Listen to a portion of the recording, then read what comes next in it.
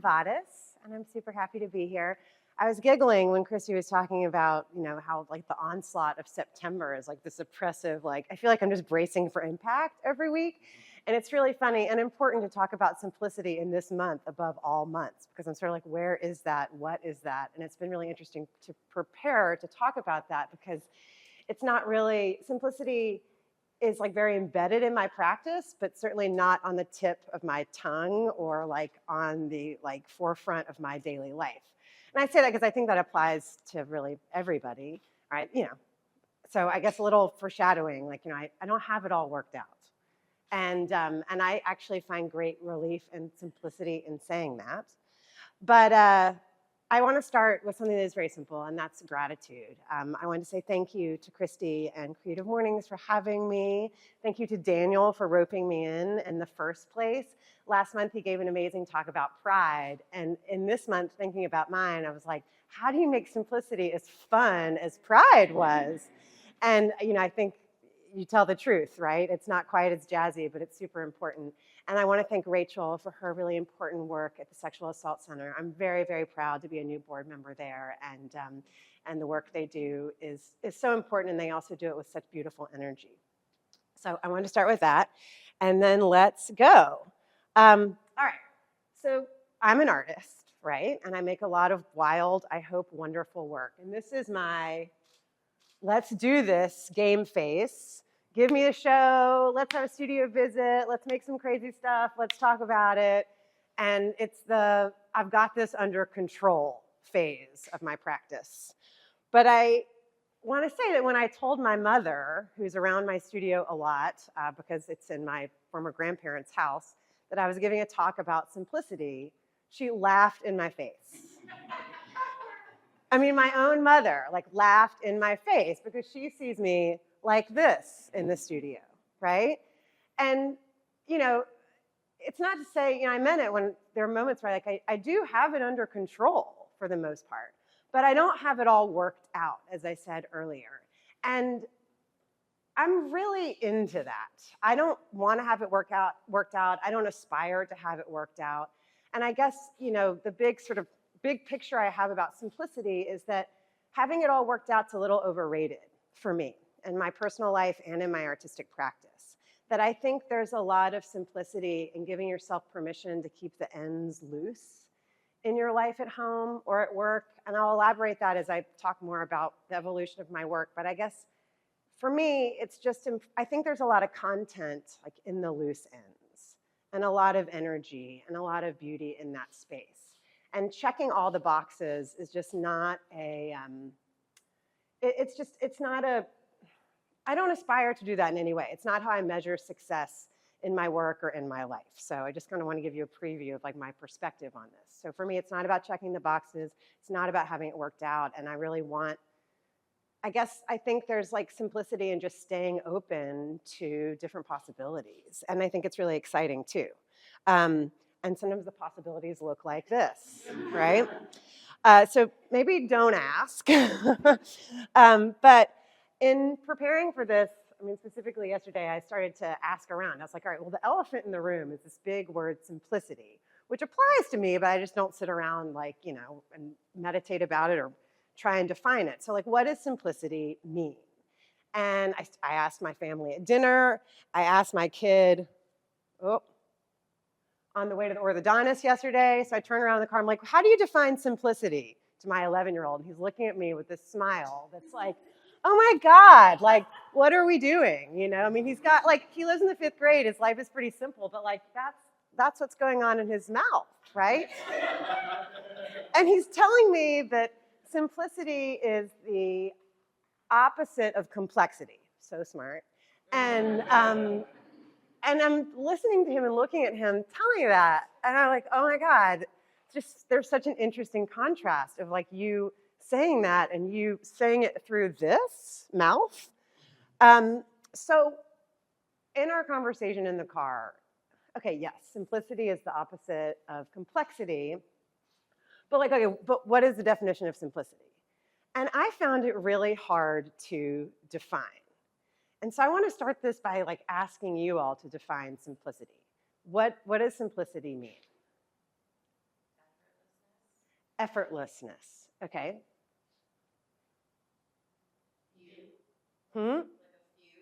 A few, like a small number. Okay. Efficiency. Being in the moment. Lack of clutter.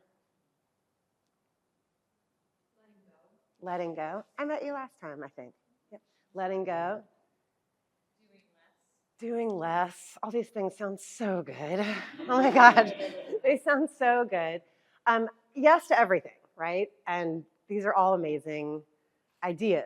I was surprised by how hard it was for me to verbalize like something that seems like so elemental in a life, right? And I think a lot about raw elements and sort of simple forms that say a lot of things in my work. And it was just interesting in trying to, I couldn't pinpoint simplicity, basically, in trying to think about this.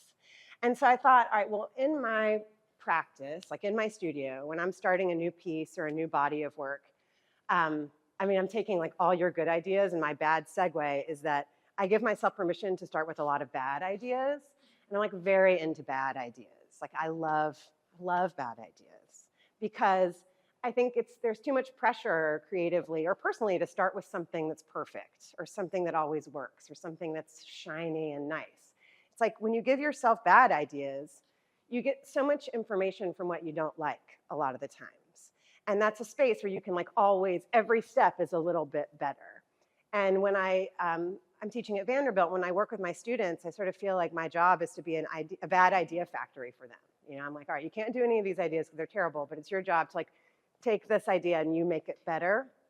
So when I start a new body of work, or one piece, I gather together really simple words and materials. And I sort of make a little like conceptual salad out of it.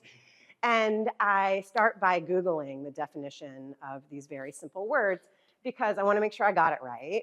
And oftentimes I don't, but I also want to know like what is our like shared understanding of this word, or what are we supposed to think about this word that maybe is really different from how we think about it.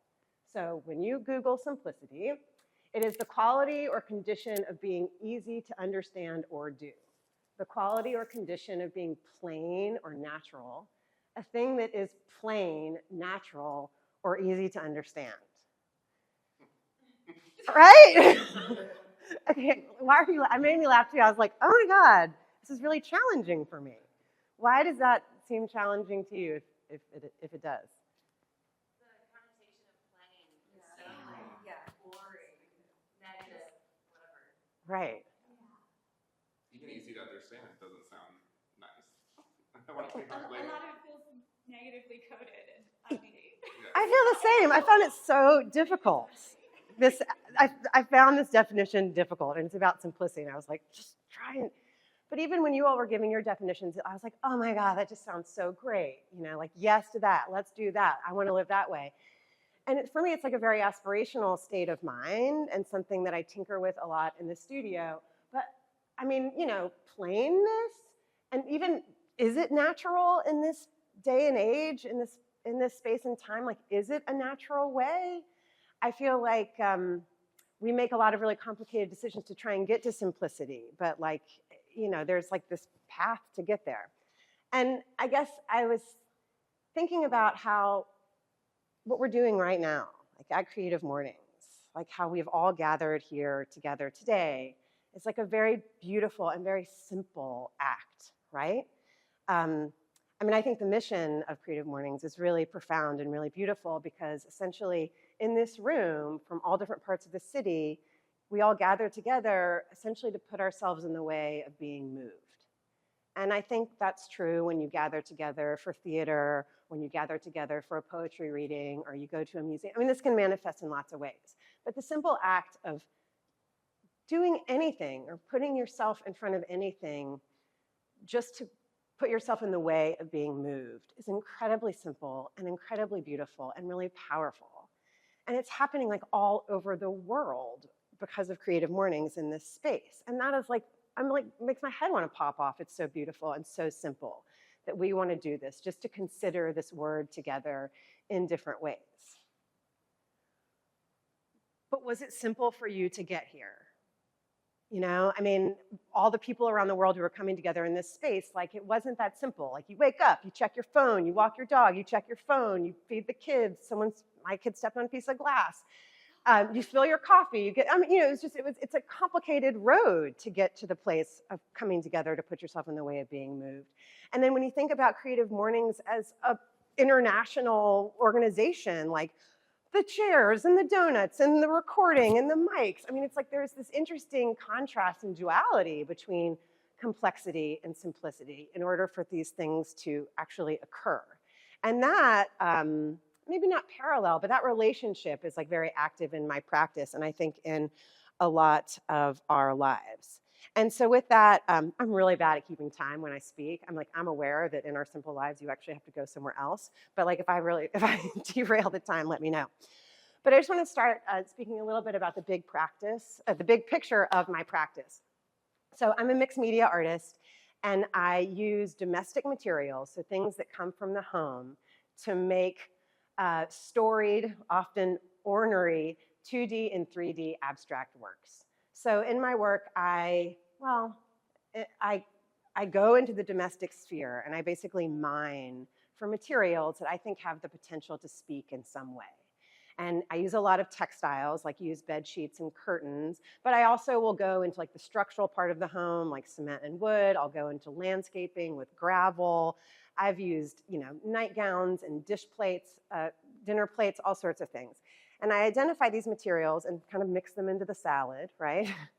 And I manipulate them in my studio so that they start to betray their functional or utilitarian expectations, and that they disassociate from what they're supposed to do, how they're supposed to be used, how they're supposed to be seen. And I want to tease out these materials so that they can actually resist any gender associations they might have in a traditional home setting, especially when it comes to different types of women's work. So that's a big picture of my practice, and it's taken me to a lot of, well, I mean, it's simple and it's not simple, but for me, it's like this umbrella that like I get to work under forever. You know, like I get to like explore this space forever. And I think to talk about simplicity and how it is active in my practice, I'm gonna have to go way back. So, but I don't want this to scare you. We're not gonna like talk, I'm not showing you childhood drawings or anything, but we'll move along. But I studied painting as an undergraduate, and when I got out of graduate school, I came back to Nashville. I'm from here. And it was before I moved to New York. I didn't have a job, and I was in my mom's house mining for materials. I mean, I didn't really have any money to go buy stuff, and I wanted to take a break from painting because I had all these brilliant but insane voices in my head from school. And so but I was afraid to quit making stuff because I thought I might like shrivel up and die and not know how to get back on the horse. That's another topic. But I started by playing with things from my mom's kitchen. So I used this dishwashing glove and I turned it into a small dress.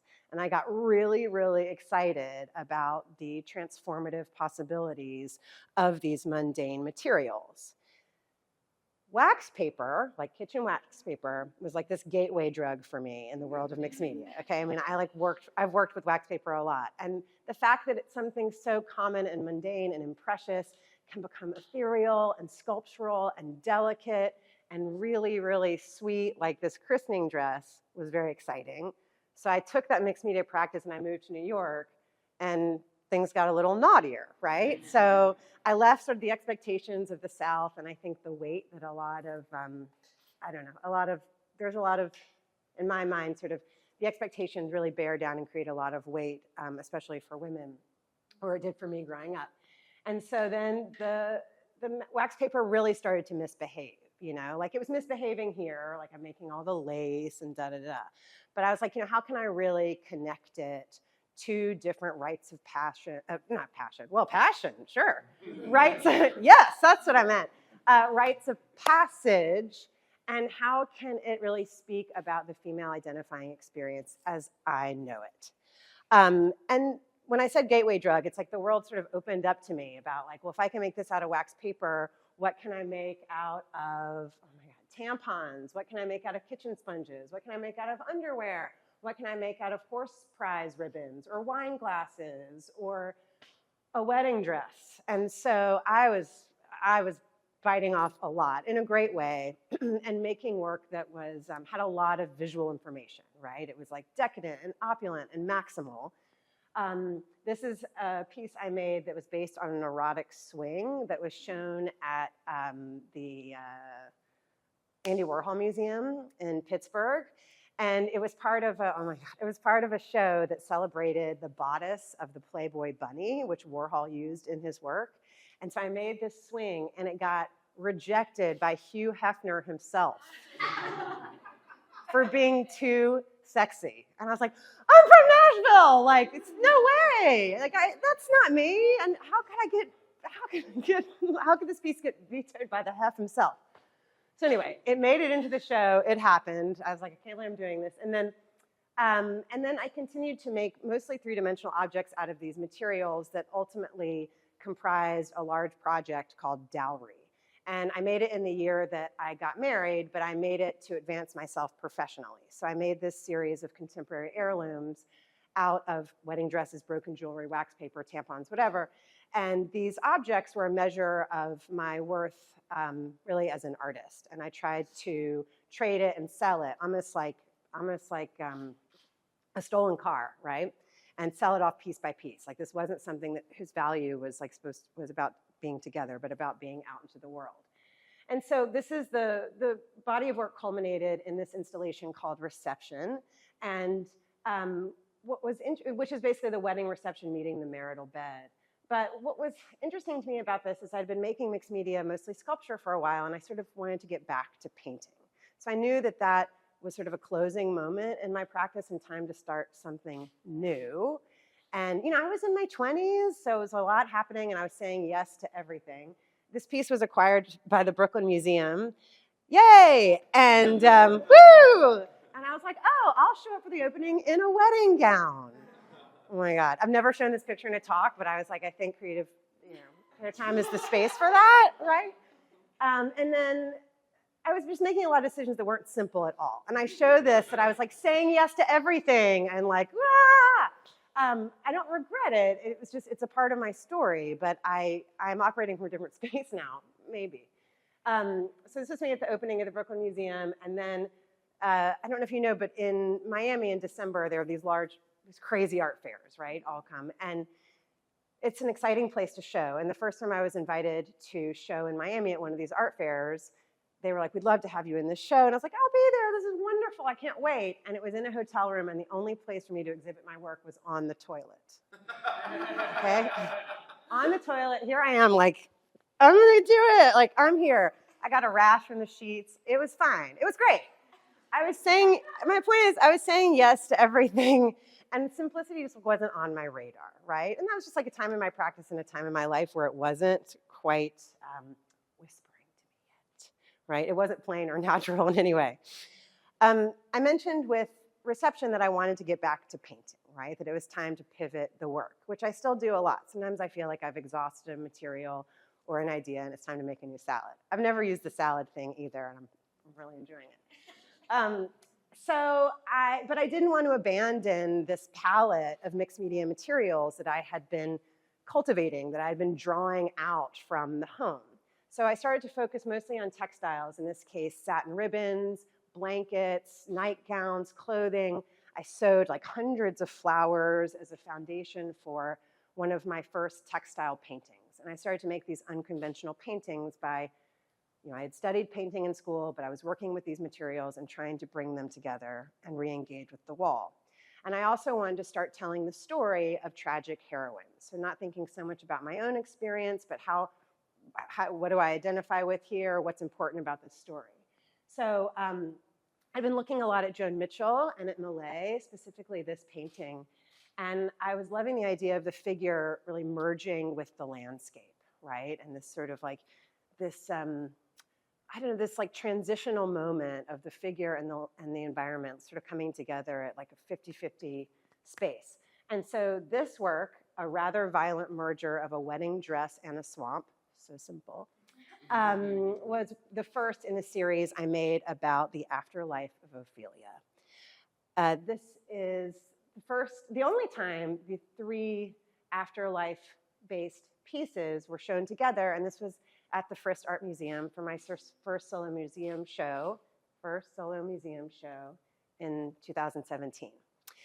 So I continued in that vein for a while, and I made these now other fabric paintings where I wasn't using a canvas, but I was making these weavings from recycled textiles. So I'm using less satin ribbon, I'm buying less, and I'm starting to use what's available to me, what's been used by other people, what I can get for free. And what I was loving about that is that, well, the price was right. That's good. But that there's a real charge. There's like an energetic charge to things that have human use, right? So bed sheets that have been slept in, curtains that have like controlled light and like witnessed like many narratives in the lives of people. And there was like there was more poetic potential for me with these materials than it was in things that I could buy. And so I did another body of work investigating the influence of another tragic heroine onto a landscape.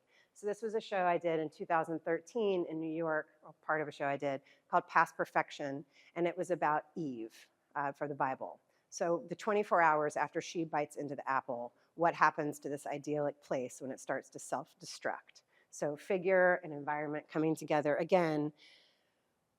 And then this was also a shot from my show at the Frist, and this is the third room, the Elder Room, and these works were informed by interviews I did with female identifying elders from greater Nashville.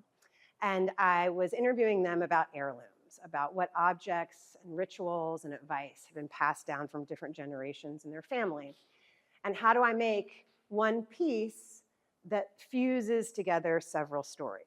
And all the work is abstract, right? It's non-representational, right? So how do I do this?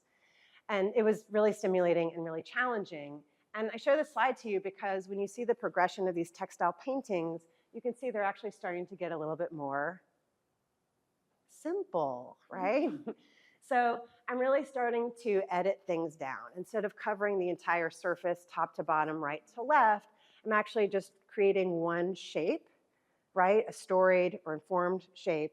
And then I'm exposing the foundation, which in this case were these quilts that I bought on eBay that were made by different generations of crafters that were cutter quilts. So they're like doomed, right? And so I mean, some of them are whole, some of them I'm tie-dyeing and sewing together. But again, sort of piecing together different people's stories into a work, but also letting the foundation be exposed, trying to say more with less. And then the work is starting to come off the wall. The works are actually starting to swell a little bit. And I do this a lot, this sort of dance in between the wall and the floor. And I like the spaces in between. But, you know, I think I want to go back to the wall. And then I'm like, you know, maybe I'm going to come forward a little bit. But with this body of work, I was done with ribbons. And I knew it was time to do something else. I wasn't sure what. But you just start making decisions and pulling triggers and giving yourself, I think in my case, when I make a decision and I don't like it, I have more information to work from. Like I have to accept that I don't like this and how do I figure this out? So I started working with bed sheets and I wasn't really sure what I was doing, but I was like, all right, what size is this gonna be? How's this gonna work? All right, bedding. So I had some of these frames made in a king size bed shape, queen size bed, full, twin, you get it. And then I was braiding them and sewing them and wrapping the frames. And I looked at this and I was like, I hate squares. Oh my God, what have I done, right? So the project really, the impetus for the project was like, how do I de-square this? And things got really big and really wild. And they resulted in this work, which is Redgate. And it actually just got permanently installed in the Neuhoff building in Germantown like a week or so ago. I'm so excited.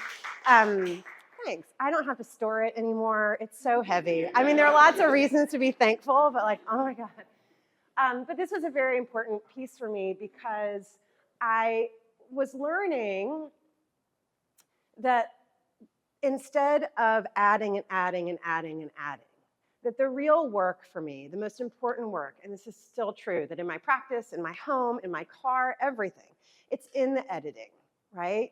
How do I say as much as I can with as little as possible? How can I use this time or this minute to its fullest by taking out all the extraneous parts? Like, how do I plan a weekend with my family where we're actually like looking at each other instead of running around?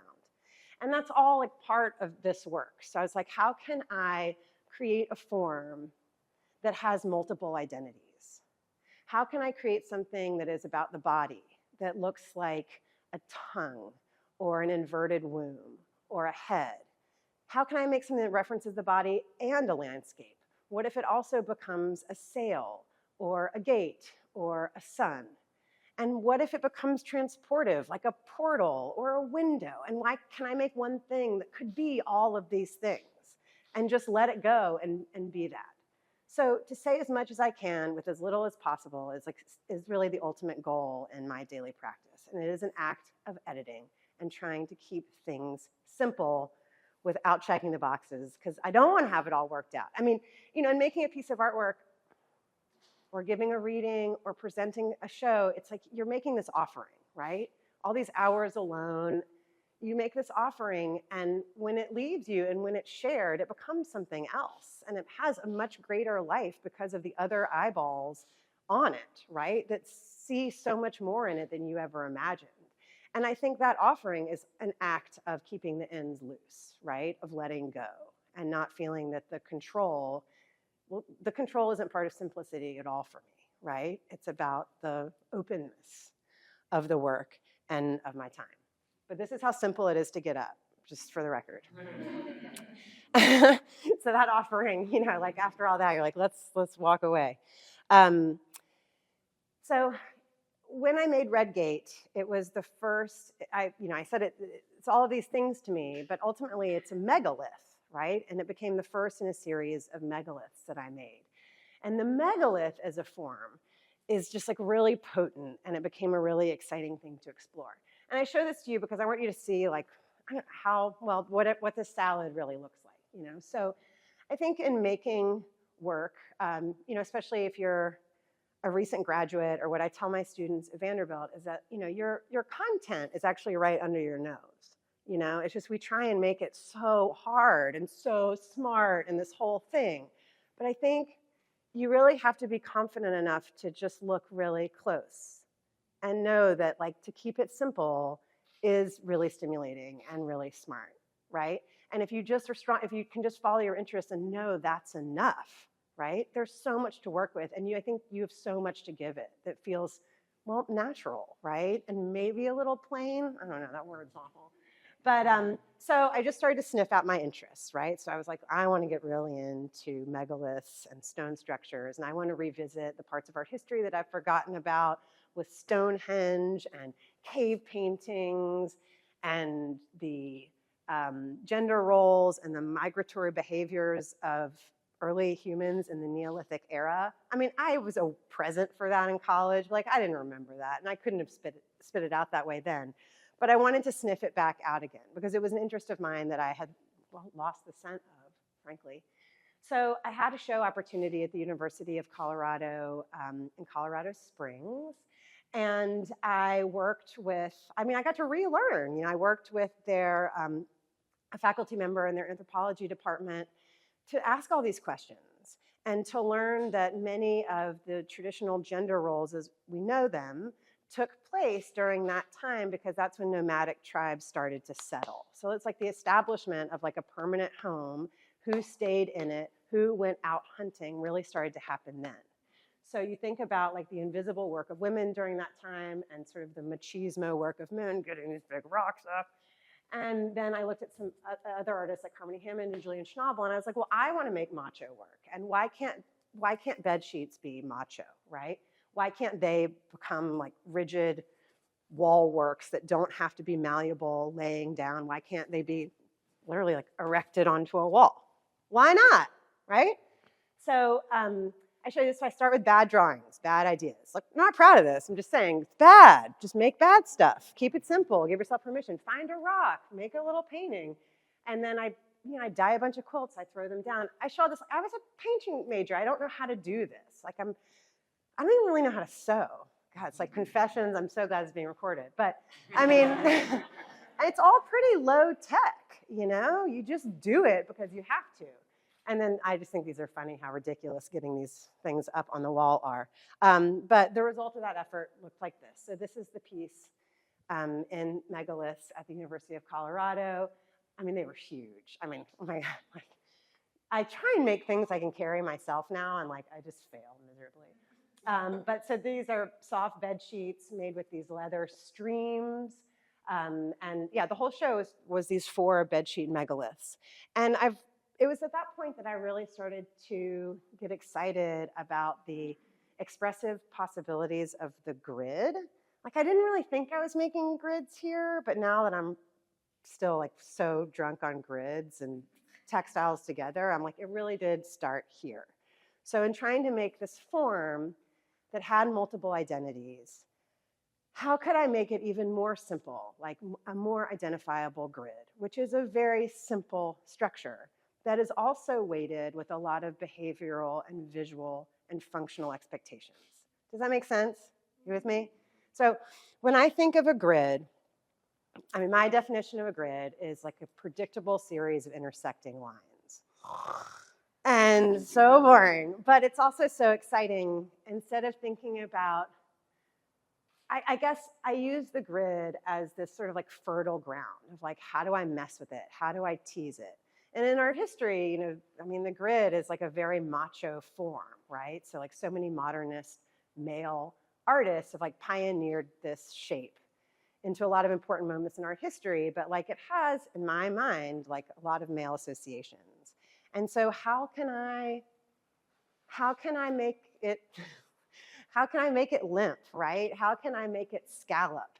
How can I make it ruffled? How can I braid it? How can I tease out the expectations for this and turn it into a form that actually embodies the feminine identity, feminine frenzy, strength, vulnerability, sexuality? How can I boss this form around, right? So this is a show that I had in 2022 at Zeitgeist Gallery in Nashville. I love Nashville. It's like been very generous to me, and I'm really grateful that I got to show these big walls and this beautiful space. And so with window treatments, it was about using curtains now, not bed sheets, but how do I get used curtains and turn them into windows? And then how can the window embody some sort of female identifying characteristics? And how can it become a sail? And how can it become a figure, right? And how can it become all these things still? So I was geeking out, and I was also Greeking out on the grid. Oh, and I was also listening to, with my children, this podcast called Greeking Out, which is so good. But again, like, keep following your interests, right? So I was like, God, I haven't thought about Greek mythology in so long. I'm going to binge on Greeking Out, right? and I like, you know, I did the Odyssey. I mean, you know, I gave it its service. But the grids started to be informed by different tragic heroines and female outcasts from Greek mythology, right? And so like in the work, like, you know, let's remember back to these ribbon paintings, right? I'm really trying to create almost like an incredibly well edited and as spare as I can form, right? That is a grid and a narrative and about an outcast and about a lot of things, but trying to say as much as I can with as little as possible and letting the work stay loose and tangled and agitated, right? So keeping the content in the loose ends. Then the work started to leave the wall again, right? So the grids became freestanding figures, and these are huge. I mean, you know, they're as tall as I am. So these are the newest works that were recently presented at the University of Alabama this summer in my show, She Drank Gold, which I love that title. Let me just say it again. She Drank Gold. There's just so much there. I want to do it again and again. But this presentation was the most simple show I've ever had. You know, there were 5 freestanding grid figures, and there were 4 of these ornery windows. You know, so it was a solo show in a museum with 9 works, right? And it felt really good to know that I had whittled down the content in my head and on writing, on paper, and in the work to something that was like as simple as I've been able to get to so far. And I have a lot more to go in that space. But this is the other side of that wall. And all of these freestanding grid figures that are informed by female tragic heroines or outcasts from Greek mythology, literature, and history, they all come together in this like impossible dance circle because they're from like different parts of space and time. Like these narratives are not supposed to intersect, right? And I guess, you know, we can sort of create our own simplicity. You know, it doesn't have to make sense of it, but that there's this, the contrast of complexity and simplicity is just really interesting. That conversation to me is really interesting. So here's this dance circle, which is really, it just closed about a month ago. And the next body of work I'm making, still getting more and more simple as I go. You see the theme here. Is I'm making a series of golden grids that are small. So they're lightweight, small, shippable, collectible even, maybe.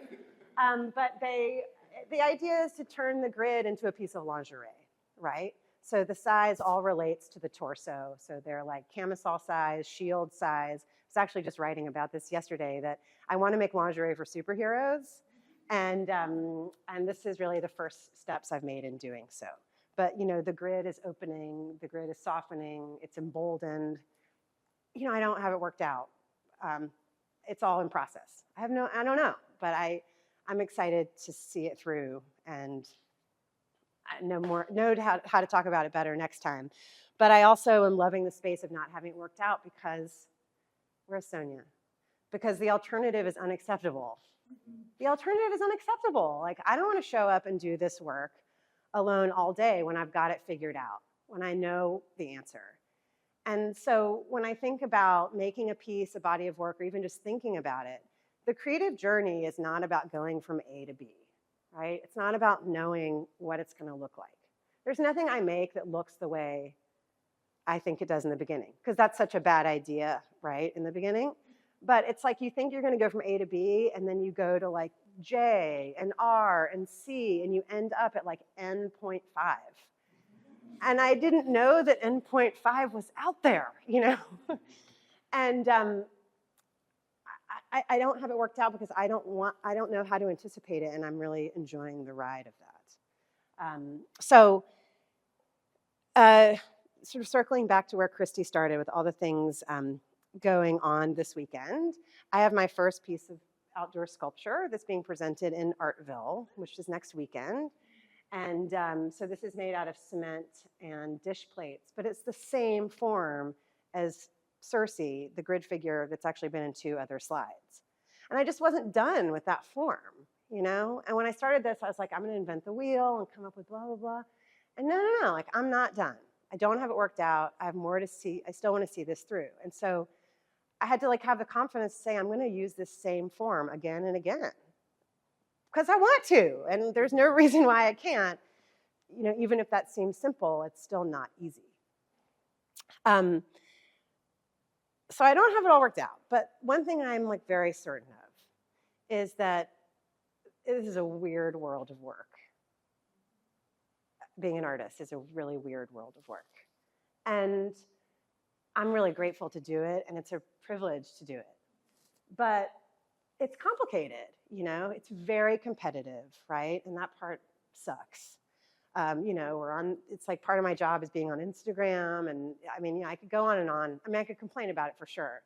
But what's hard is, just going back to competitive, especially I think amongst a lot of women artists, where we're really trying to claw our way, right, into the canon. And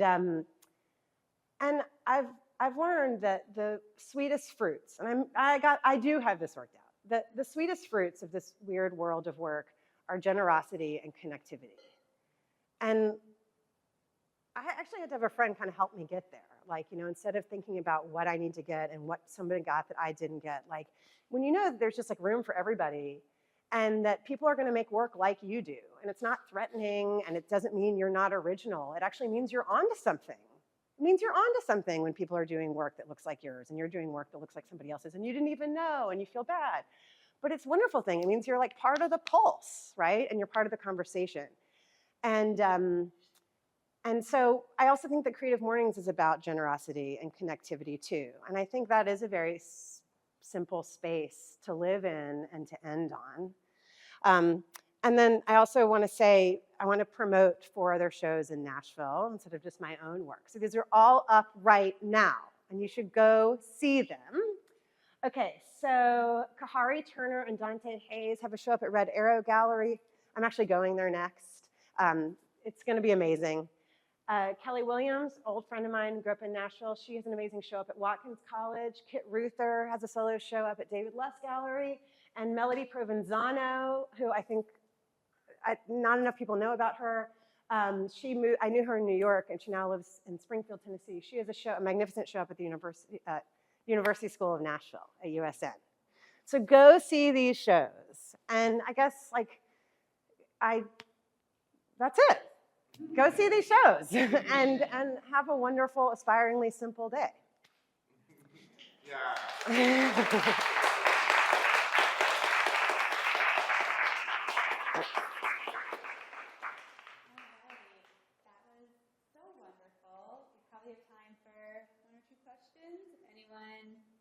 Got something sparked in them from that wonderful talk. I noticed that in the work on the Zeitung Gallery, the grid matched the grid on the gate.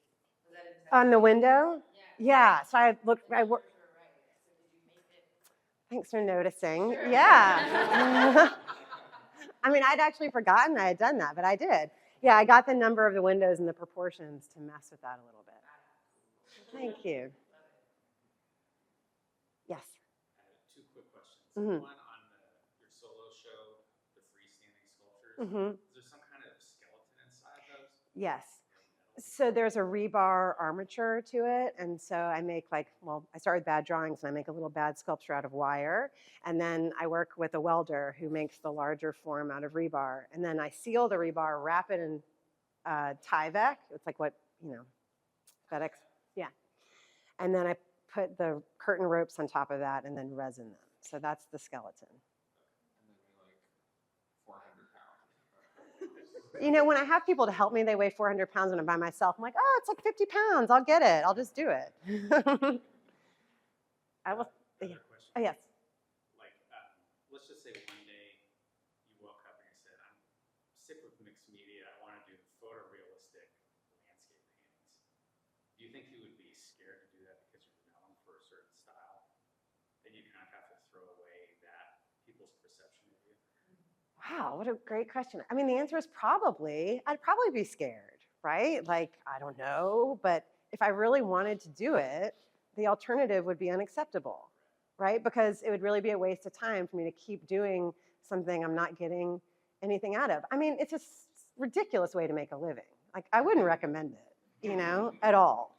So if it's not working for you in these spaces, then it isn't worth doing, right? Well, thank you very much. And thanks for having me. Thank you, everyone, for being here. One of my slides is missing. There's a book fair at Gift Horse this weekend for grown-ups. Go to that.